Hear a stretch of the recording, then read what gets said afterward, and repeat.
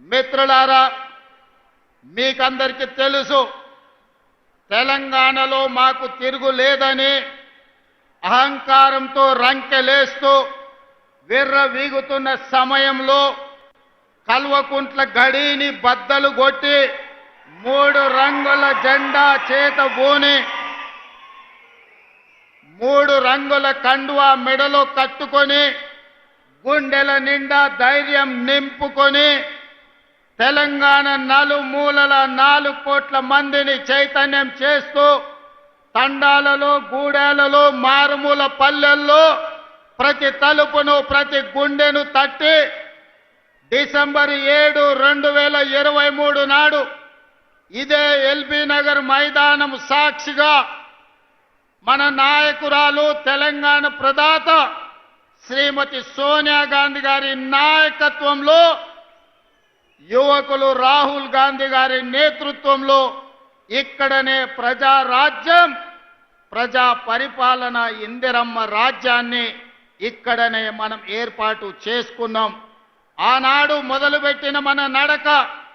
ఈనాడు తెలంగాణలో నలుమూలల్లో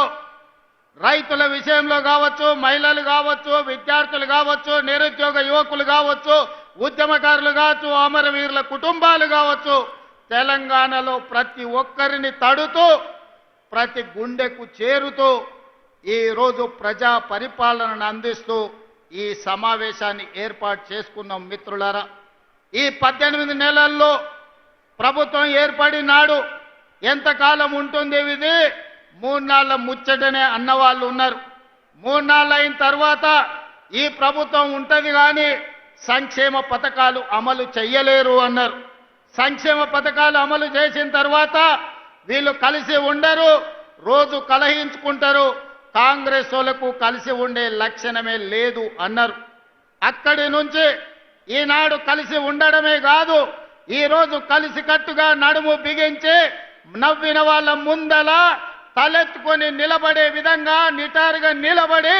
సంక్షేమాన్ని, అభివృద్ధిని, విద్యను, ఉద్యోగాలను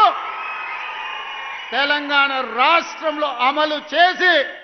దేశానికే ఆదర్శంగా నిలబడే తెలంగాణ మోడల్ని 18 నెలల్లో ఆవిష్కరించినాం. అందుకే ఈనాడు కన్యాకుమారి నుంచి కశ్మీర్ వరకు 150 రోజులు 4000 కిలోమీటర్లు